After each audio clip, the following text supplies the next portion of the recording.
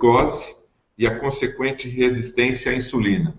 Ele é adepto a fazer exercícios de alta intensidade e pergunta se isso seria uma das maneiras de combater essa intolerância. Isso é uma das maneiras, não tenha dúvida. Mas a principal é jejum. Então, quanto mais tempo você ficar sem comer. Então, vamos supor, você jantou 6 horas da tarde. Você só vai tomar café às 10 horas da manhã do dia seguinte. Você ficou 12, mais 4, 16 horas de jejum. Isso chama jejum intermitente.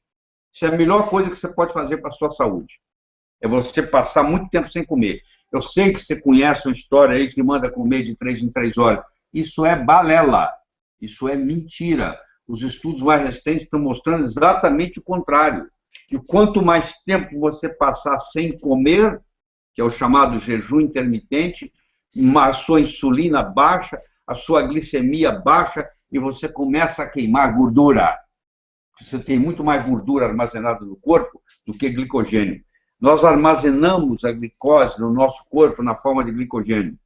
Nós temos em torno de 2.000 calorias de glicogênio armazenado. Nós temos em torno de 40.000 calorias de triglicéridos armazenados. Se eu aprender a queimar gordura, eu tenho muito mais combustível para usar. Só que o corpo desaprendeu de como queimar gordura. Na era paleolítica, eles matavam o animal, olha só, escuta essa. Eles matavam o animal, tiravam as vísceras, a parte gordurosa e deixava a carcaça magra no mato para os outros animais comerem à noite. Ninguém levava carcaça magra para casa. Levava gordura, levava o coração, levava o fígado, levava os rins. Só comia isso e deixava a carcaça magra lá. Nós, com essa gordurofobia, enganaram a gente. Aí você não come nada de gordura, aí você tem uma doença que eu chamo de deficiência lipídica. Falta gordura no seu corpo. A Maria Adelaide, de Belo Horizonte. Pois não, doutor, pode continuar. Quem faz você engordar não é a gordura que você come, é o carboidrato, que vira gordura. Tá bom? A Maria Adelaide, de Belo Horizonte, está perguntando a respeito, ela gosta sempre de estar tomando uma cervejinha. Se a cervejinha no final do dia contribui para aumentar a diabetes. O problema da cerveja é que ela é feita de cevada. E a cevada é rica em glúten. Se você tem uma hipersensibilidade ao glúten, então, com o passar dos anos, essa hipersensibilidade ao glúten pode levar você a ter diabetes. Entendeu? Esse é o grande problema da cerveja, que ela é feita de cevada. O trigo, o centeio, a cevada e a aveia. A aveia, per se, não tem glúten. Mas se ela for armazenada e manipulada no mesmo galpão onde armazena e manipula o trigo, existe uma contaminação cruzada. Tanto é que você tem que comprar aveia escrita assim, ó, aveia sem glúten. Parece um pleonasmo, porque como sem glúten? A aveia não tem glúten. Ela não tem glúten na natureza, mas quando ela é armazenada no mesmo galpão do trigo, ela pega por contaminação cruzada. Então, a aveia, o centeio, a cevada e o trigo têm glúten. E glúten é um problema muito sério. Inclusive, é um dos causadores do aumento da resistência insulínica e, consequentemente, diabetes. Então, a minha recomendação para você é o seguinte: você tem que fazer um teste para ver se você tem hipersensibilidade ao glúten. Se você não tem hipersensibilidade ao glúten, não tem problema nenhum. Você pode tomar sua cerveja. Se você tem hipersensibilidade ao glúten, eu recomendo que não faça. A próxima pergunta é de Maicon Marques, de Salvador, Bahia. A meta do tratamento de diabetes é normalizar o açúcar no sangue, ponto final? Não, não é normalizar o açúcar no sangue. Isso é um erro. A minha glicemia está normal. Isso não quer dizer nada. Os 5 estudos que eu citei para vocês aqui, principalmente o ACCORD e o VEST, eles mostraram o seguinte, que aqueles pacientes que tinham o açúcar mais controlado no sangue foram os que tiveram mais eventos clínicos, mais infarto, mais acidente vascular cerebral e mais morte. Então, essa ilusão de que você tem, de que se a sua açúcar no sangue estiver controlado, está tudo bem, não é verdade. O foco não é a glicose. não é a glicemia. A glicose no sangue chama glicemia. Não é a glicemia. O foco é a resistência insulínica. Eu quero saber o seguinte, quanto que você tem de insulina em jejum? Essa é a pergunta que vale ouro. Se você tiver uma insulina menos de 5, eu sei que você vai viver muitos anos com saúde. Se você tem uma insulina de 23, que é o limite superior do laboratório, você é uma pessoa doente. Você pode não manifestar sintoma hoje, mas você por dentro está doente já. Já está doente, mesmo sem sintoma. Tá bom? O Dr. Wilson Maziero trabalha na empresa do governo. Boas doses de magnésio de malato com água ozonizada ajuda a combater e prevenir diabetes? Ajuda. O magnésio de magnésio de malato, ele diminui também a resistência insulínica, como faz o ácido alfa-lipoico, como faz a canela. Mas ele, além disso, ele tem outras características importantes. A água ozonizada ou ionizada que ele está falando? Ozonizada. O ozônio, ele tem uma propriedade muito interessante na água, porque ele neutraliza as contaminações que tem na água. Então, se você tiver uma água, por exemplo, que tem uma contaminação de micróbios ou de metal pesado, o ozônio vai lá e neutraliza isso. Tá? Tem até vídeos muito interessantes no YouTube mostrando a ação dele. Então, você combina essas duas coisas, é muito interessante, sim. Tá bom? Oi, agora sim. Doutora, a próxima pergunta é Marta Soares, de Jaú, São Paulo. Por favor, pouco tempo de sono tem relação com glicemia alta? Trabalhar à noite e dormir de dia aumenta a glicose?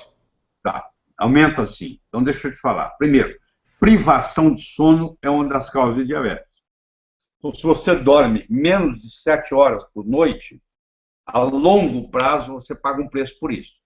É rara a pessoa que pode dormir menos de 6, 7 horas sem ter consequências. Então, e sono você não consegue recuperar. Ah, eu vou dormir mal durante a semana e vou recuperar sábado e domingo. Isso não funciona desse jeito. Você aumenta a resistência insulínica. Então, é importante você entender isso. Qual é a segunda parte da pergunta? Volta na pergunta ali, Leandro. Dormir pouco ali. Trabalhar à noite e trabalhar e dormir de dia. Tá bem. Se você faz isso sempre, prejudica, mas não prejudica muito. O pior é aquele que uma semana trabalha de dia, outra semana trabalha de noite. Esse vai adoecer, porque o ritmo circadiano, o corpo precisa de um ritmo circadiano. Se eu troquei a noite pelo dia, mas fiz isso sempre, o corpo acostuma. Agora, se uma semana eu durmo em casa, durmo durante o dia, a outra semana eu durmo durante a noite, aí dessa defasagem de ritmo circadiano, essa pessoa vai viver menos e pode ter resistência insulínica e diabetes em consequência disso. Tá. O Moisés do Prado, de Belo Horizonte, outra vez. O que são incretinas? É bem complicada essa pergunta. Incretinas são substâncias liberadas na parede intestinal. A principal delas é a GLP-1, Glucagon-like peptídeo. A incretina, ela aumenta a produção da insulina via amilina, estimula as ilhotas de Langerhans a produzir insulina, ela aumenta a saciedade, você perde a fome, e ela diminui o esvaziamento gástrico. Existem remédios novos, diz que é antiético falar o nome do remédio, eu acho que é antiético não falar. Por exemplo, o Galvus e o Januvia, que alguns de vocês que estão me assistindo tomam, eles são análogos da GLP-1. São remédios novos ainda, não sei as consequências que terão, não posso garantir. Eu acho que um remédio, para você garantir que ele é bom, ele tem que estar pelo menos 7 anos no mercado, para ver se não teve problemas, porque tem remédio que só começa a dar problema a longo prazo, mas eles são GLP-1s. E eles são usados também... eles não são análogos do GLP-1. Eles são inibidores da DPP-4. DPP-4 é uma enzima que destrói a incretina. Então, quando eu inibo a DPP-4, eu mantenho a GLP-1. Então, eles atuam desse modo. Existem remédios que são análogos da GLP-1, como é, por exemplo, o Bieta, como é, por exemplo, a Victoza. Esses são produtos que são análogos da GLP-1, dessa incretina que nós estamos conversando. É uma pergunta que está vindo de Londres aqui, Mário Manilha. Além do ácido alfa-lipoico, quais outros suplementos o senhor poderia estar ilustrando aqui para combater a glicemia? Bom, nós já falamos do magnésio, que ajuda muito. Nós já falamos do canela, que ajuda. O alfa-lipoico hoje ele tem na forma R, também é interessante, porque é mais poderoso e melhor biodisponibilidade.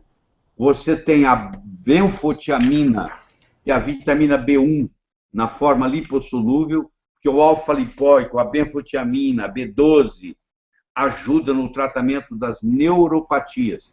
Que o paciente com diabético a longo prazo, principalmente fazendo uso de metformina, ele termina com neuropatia, ou periférica ou vagal. E esses produtos, o alfa-lipoico, o R-lipoico, a benfotiamina, a glutationa, o magnésio, ajudam, a B12, a B6, ajudam no tratamento dessas neuropatias. Doutor Ribeiro, de Newton Michelato, de Campina Grande, de Paraíba. A pergunta do Newton é a seguinte: quais os níveis de açúcar no sangue, glicemia, para caracterizar o diagnóstico de diabetes? E quais são os níveis ideais de glicose no sangue? Pois é, para se fazer o diagnóstico, você tem que ter acima de 99 em jejum, você é pré-diabético. Acima de 125 em jejum, você é diabético. Então, para considerar que você é diabético, você tem que estar com 126 para cima em jejum. Se você faz a curva glicêmica, a tolerância à glicose oral, você tem que o máximo que você pode ir a 139. Se você for a 140, você já está pré-diabético. E você não pode passar de 199. Se você, durante a curva glicêmica, durante o teste de tolerância à glicose oral, se você tiver acima de 199 miligramas por decilitro, ou seja, 200, 201, 202, assim por diante, você é diabético. Então, diagnóstico de diabetes. Em jejum, acima de 125. Depois do teste de tolerância oral à glicose, acima de 199. Eliana Santos Silva, ela é médica em Curitiba. Pela hemoglobina glicada, pode-se determinar os níveis de açúcar no sangue? Razoavelmente. Quando você tem uma hemoglobina glicada ou glicosilada em torno de 5%, significa que você está operando mais ou menos com 80 miligramas por decilitro de glicemia. Se você tem uma de 6, você está em torno de 120. Se você tem uma de 7, está em torno de 150. Porque o que acontece é o seguinte, o paciente, para enganar o médico, o que ele faz? Faltam 3 dias para ele ir no médico, ele para de comer açúcar. Aí vai lá, faz a glicemia, está normal. Quando você faz a hemoglobina glicada, ele não pode te enganar, porque ela vai te dar os últimos 2 semanas, na realidade os últimos 3 meses, mas principalmente as últimas 2 semanas. E é um exame simples que você faz, e diz, a pessoa está com hemoglobina glicada ou glicosilada de 6. Significa que ela está vivendo em torno de 120 microgramas por decilitro de glicemia. Então, te dá uma ideia se essa pessoa está caminhando para o diabetes ou não. A Cláudia dos Santos, ela é do Espírito Santo. Como podemos saber se um paciente recebendo insulina ainda tem capacidade de gerar insulina do próprio pâncreas? É muito simples. Isso é uma boa pergunta. A insulina, antes de sair do pâncreas, ela chama proinsulina. A proinsulina é uma cadeia de insulina A e insulina B ligado por um peptídeo de conexão chamado peptídeo C, que liga assim, ó. Esse é a proinsulina. Então, a proinsulina, na hora que ela vai ser liberada, esse peptídeo C é desligado, a insulina vai para o sangue e esse peptídeo C também vai para o sangue. Então, se eu tenho um paciente recebendo insulina e eu quero saber se eu vou poder desmamar da insulina, eu meço o peptídeo C dele no sangue. Se o peptídeo C dele no sangue estiver acima de 1 miligrama por ml, Isso significa que ele tem reserva o suficiente e que provavelmente o meu desmame vai dar certo. Se o nível de peptídeo C no sangue é muito baixo, muito menos de 1 miligrama por ml, significa que as filhotas de Langerhans já morreram e não tem jeito de eu desmamar ele da insulina. Então, é um jeito de eu determinar se eu vou poder fazer esse paciente voltar a não usar mais insulina. Porque o paciente que usa insulina, ele caminha para deteriorar. Cada vez que ele vai ao médico, ele tem que aumentar a dose de insulina. Se você que está nos assistindo, você usa insulina, e é do diabetes tipo 2, e já usando insulina, você sabe o que eu estou falando. Cada vez que você vai, você engordou mais, porque insulina engorda, insulina envelhece, e cada vez que você vai, você precisa tomar mais. Tem que aumentar a dose, porque vai ficando resistente. Insulina causa resistência à insulina. Então, o que eu gostaria de concluir aqui é o seguinte, que insulina causa diabetes. Põe isso na cabeça. Eu sei que fizemos esse ciclo todo, tem 1h30 que nós estamos falando, mas na realidade é isso. Então, a insulina é a causadora do diabetes. Põe isso na cabeça, que é a resistência à insulina. É uma satisfação muito grande ter aqui passado essa 1h30 com você. Espero que tenha sido útil. Como o Fernando falou aí, se você quiser aprofundar, eu tenho 4 horas, esses 3 DVDs dão mais ou menos 4 horas de material riquíssimo, aprofundado, para você assistir de novo, e poder captar isso. E esse curso de câncer que nós vamos dar no final de abril, princípio de maio, ele tem duração de 3 dias, das 9 às 18 horas. Ele é aberto para profissionais de saúde, então, se você é nutricionista, você é dentista, você pode fazer o curso. E lá não só mostra toda a fisiopatologia do câncer, mas mostra também, uma vez diagnosticado, para quem que você vai, qual a conduta que vai tomar, e principalmente, como é que você pode se prevenir. Porque hoje, se você vai viver mais de 75 anos, uma em cada 3 mulheres vai ter câncer, 1 em cada 2 homens vai ter câncer. O questionamento é você? Bom, isso vai depender de você agora, porque esse é um tratamento, é uma abordagem a longo prazo.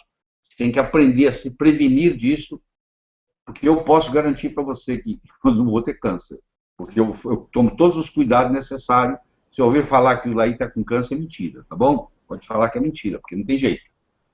Isso que eu ensino, eu pratico em mim. Tudo que eu ensino para você, tudo que eu falei aqui, eu pratico em mim e na minha família. Evite o mal, faça o bem, viva a sua vida extraordinariamente. Até a próxima.